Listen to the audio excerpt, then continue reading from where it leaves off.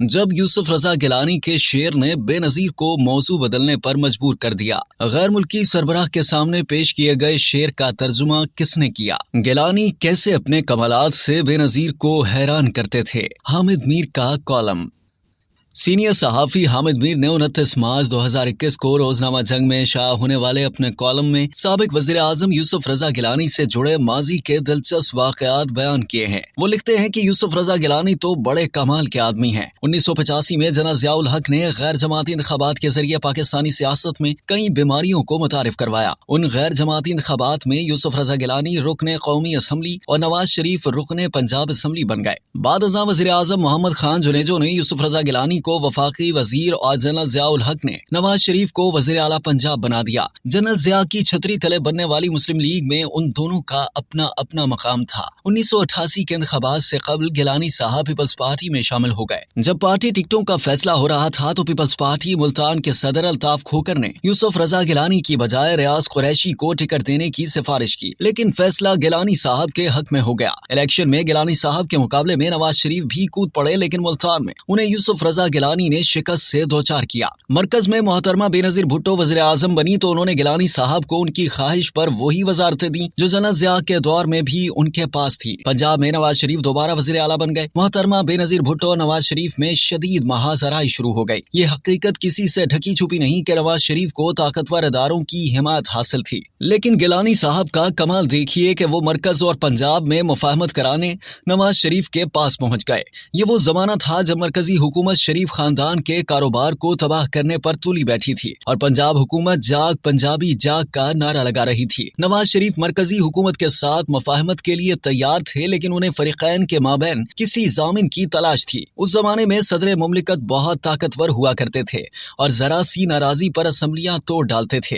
نواز شریف اس وقت کے صدر غلام اسحاق خان کو قابل اعتماد ضامن نہیں سمجھتے تھے، لہٰذا انہوں نے یوسف رضا گیلانی کو اپنا ضامن بنا دیا۔ شرط صرف یہ تھی کہ اگر وزیر اعظم نے دوبارہ پنجاب حکومت کے ساتھ وعدہ خلافی کی تو گیلانی صاحب کو پیپلز پارٹی چھوڑنا ہوگی۔ جب محترمہ بے نظیر بھٹو کو پتہ چلا کہ نواز شریف نے یوسف رضا گیلانی کو اپنا ضامن بنایا ہے تو وہ حیران رہ گئیں۔ گیلانی صاحب جب بھی اپنے کمالات سے انہیں حیران کرتے تو وہ بڑی معصومیت سے پوچھتی کہ یہ کیسے ہوا۔ گیلانی صاحب تفصیل میں جانے کی بجائے انہیں کوئی نہ کوئی شعر سنا دیتے۔ محترمہ یہ سمجھنے لگیں کہ گیلانی صاحب کے پاس نہ صرف کوئی روحانی طاقت ہے بلکہ وہ بہت بڑے شاعر بھی ہیں۔ گیلانی صاحب کا مزید کمال یہ تھا کہ وزیر اعظم اور وزیر اعلیٰ پنجاب کے درمیان ضامن بننے کے بعد بھی دونوں میں معاملات ٹھیک نہ ہوئے۔ نہ گیلانی صاحب نے پیپلز پارٹی چھوڑی، نہ نواز شریف نے طاقتور اداروں کے ساتھ مل کر سازشیں کرنا چھوڑی، اور آخر کار صدر غلام اسحاق خان نے محترمہ بے نظیر بھٹو کی حکومت کو برطرف کر دیا۔ 1990 میں نواز شریف وزیر اعظم بن گئے۔ 1993 میں غلام اسحاق خان نے انہیں بھی چلتا کیا اور نئے انتخابات میں محترمہ بے نظیر بھٹو دوبارہ وزیر اعظم بن گئی۔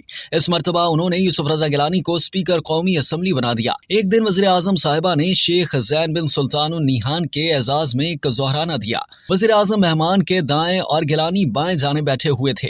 وزیر اعظم نے بڑے فخر سے شیخ زید کو بتایا کہ میرے اسپیکر صاحب کا تعلق ایک بڑے روحانی خانوادے سے ہے اور یہ بہت اچھے شاعر بھی ہیں۔ شیخ زید نے فوراً پوچھا کہ آپ انگریزی میں شاعری کرتے ہیں یا اردو میں؟ گیلانی صاحب نے فٹ سے جواب دیا، میں دونوں زبانوں میں شاعری کرتا ہوں۔ شیخ زید نے پوچھا کہ کیا آپ رومانوی شاعری کرتے ہیں؟ گیلانی صاحب نے فٹ سے ہاں میں جواب دیا۔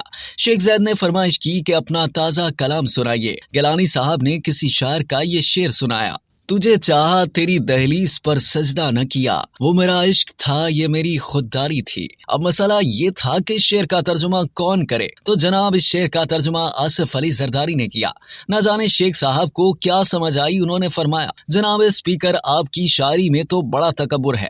وزیر اعظم صاحبہ حالات کی نزاکت بھانپ چکی تھی، انہوں نے موضوع بدل دیا۔ اس کہانی کا کلائمیکس یہ ہے کہ جب شیخ زید کو ایئرپورٹ پر الوداع کیا جا رہا تھا تو انہوں نے گیلانی صاحب سے کہا کہ مجھے اپنا دیوان ضرور بھجوائیے گا۔ گیلانی صاحب نے مسکرا کر وعدہ کیا، جی ضرور بھجواؤں گا۔ مہمان رخصت ہو چکا تو گورنر پنجاب چودھری الطاف حسین نے مشورہ دیا کہ بازار سے کسی کا بھی دیوان خریدیں، اس پر اپنی تصویر لگائیں اور بھجوا دیں۔ معلوم نہیں کہ گیلانی صاحب نے اس مشورے پر عمل کیا یا نہیں۔ یہ واقعہ انہوں نے خود اپنی کتاب چاہے یوسف سے صدا میں لکھا تھا۔ हामिद मीर ने इस पुराने कॉलम में मजीद लिखा कि कभी नवाज शरीफ ने उन्हें अपना जामिन बनाया था, फिर उसी नवाज शरीफ ने उन्हें सुप्रीम कोर्ट के जरिए नाअहल करा दिया। कुछ साल गुजरे और 3 मार्च 2021 को वही गिलानी साहब नवाज शरीफ की हिमायत से सेनेटर बन गए। नवाज शरीफ ने अपनी तमाम गलतियों का कफारा अदा करने की कोशिश की, लेकिन गिलानी साहब को सेनेट में ओपोजिशन लीडर बनने का शौक चढ़ गया। राजा परवेज अशरफ ने मुस्लिम लीग नून से वादा किया था कि अगर गिलानी पीडीएम के उम्मीदवार होंगे तो ओपोजिशन लीडर मुस्लिम लीग नून से होगा।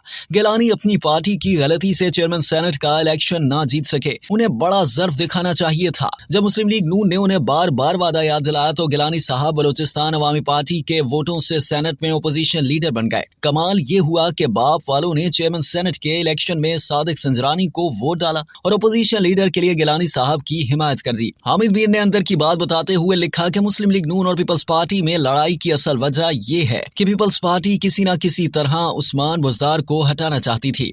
नवाज शरीफ का ख्याल था कि ये ख्वाहिश पीपल्स पार्टी की नहीं बल्कि किसी और की है और परवेज इलाही को वजीर आला पंजाब बनवा कर मुस्लिम लीग नून की जड़ें काटेंगे। नवाज शरीफ ने इस खेल का हिस्सा बनने से इनकार कर दिया और पीपल्स पार्टी पर असम्बलियों से इस्तीफों के लिए दबाव डाला। इस लड़ाई की असल वजह कुछ भी हो, लेकिन अवामुन्नास में इसके जिम्मेदार यूसुफ रजा गिलानी है, जो मुस्लिम लीग नून के जरिए सेनेटर बने और फिर बाप की मदद से मुस्लिम लीग नून को नीचा दिखा दिया। वो जैसे शायर हैं वैसे ही ओपोजिशन लीडर होंगे, क्योंकि अब उनकी सियासत एक ऐसे बाप की मरहून मन्नत है जिसका दस्ते शफकत हासिल करने के बाद वो एक सरकारी ओपोजिशन लीडर कहलाएंगे। अब तक के लिए इतना ही। मज़ीद जानने के लिए सब्सक्राइब कीजिए डेली जंग यूट्यूब चैनल और लाइक कीजिए डेली जंग फेसबुक पेज।